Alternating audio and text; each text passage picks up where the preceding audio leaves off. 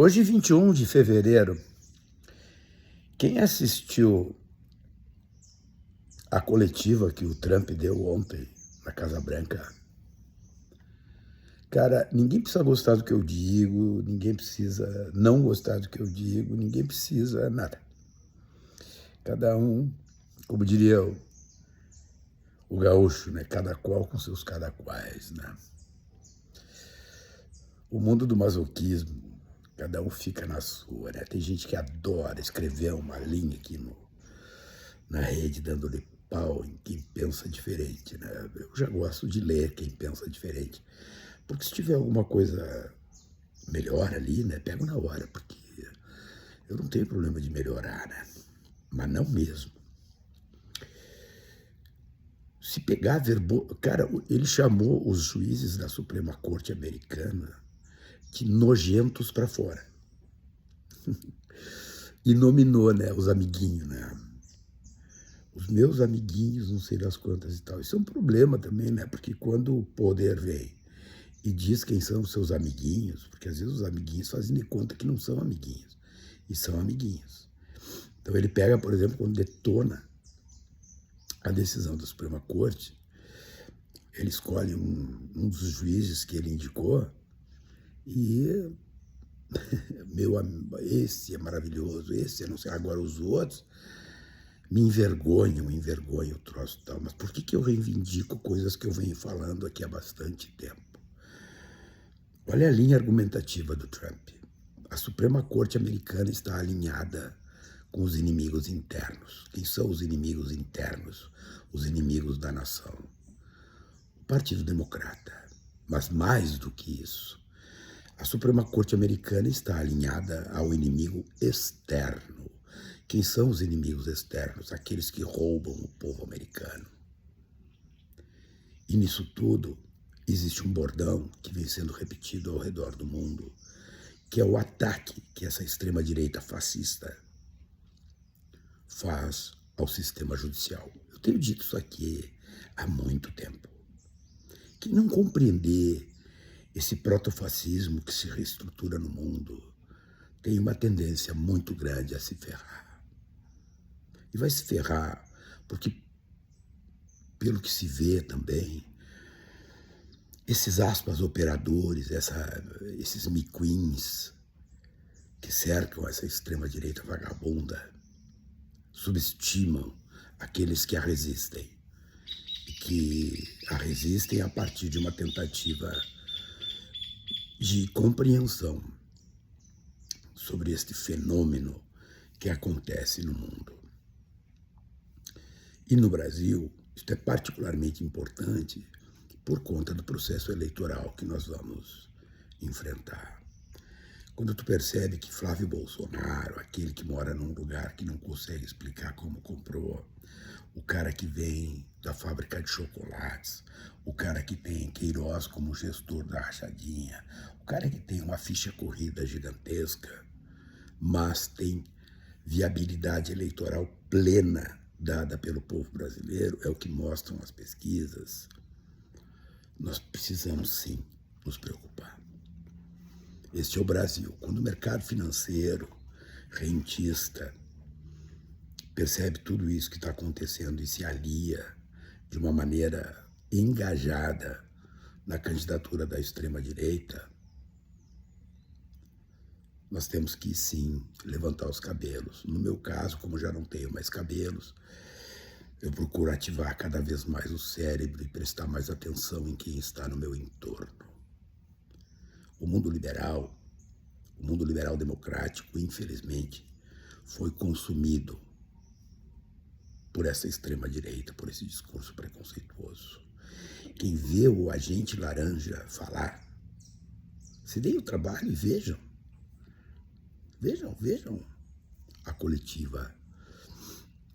É mais ou menos não, é muito pior do que Bolsonaro fez aquela vez lá em São Paulo, chamando o ministro do Supremo Tribunal Federal de canalha. Tá lá para quem quiser ver. Tá lá para quem quiser ver. Estamos fazendo América grande outra vez.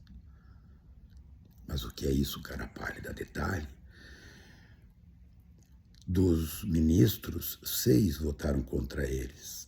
Dos 6 que votaram contra eles, 6 foram indicados, 3 foram indicados pelos republicanos, 3 pelos democratas. Numa composição de 9, que história é essa de que a Suprema Corte está consumida pelo inimigo interno? É simples, minha gente, muito simples. Essa gente, para mentir, sem trocadilho, não paga imposto. A decisão foi exatamente essa, impostos.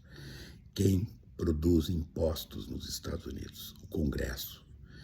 Quem paga esse tarifaço? Os americanos. Portanto, somente o Congresso pode legislar sobre essa matéria. E aí o cara abre a caixa de mentirança, que aliás, abrir não, né? Ela está aberta, ele não fechou nunca.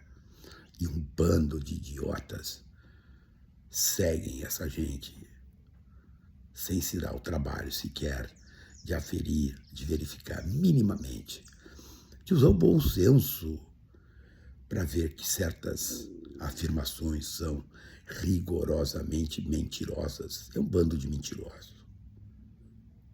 Um bando de mentirosos. E isso tudo estava ontem na conversa do Agente Laranja. O Lex Luthor, ele anuncia a sua pretensão de domínio do planeta. Mas ele está se ferrando. Foi uma derrota, não foi jurídica. A derrota que ele teve é uma derrota política gigante. Daí, a acompanhar, a aferir como é que vai ser a eleição de meio de mandato. Ele vem de uma outra derrota enorme. Também uma derrota política enorme.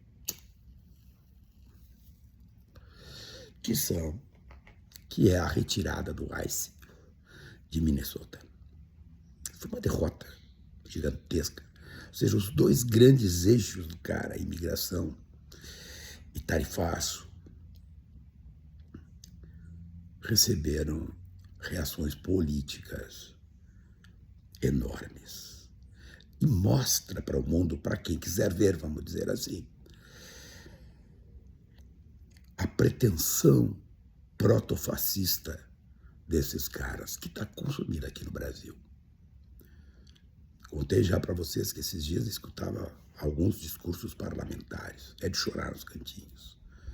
É de chorar nos cantinhos. Especialmente pela indigência intelectual dos seus autores.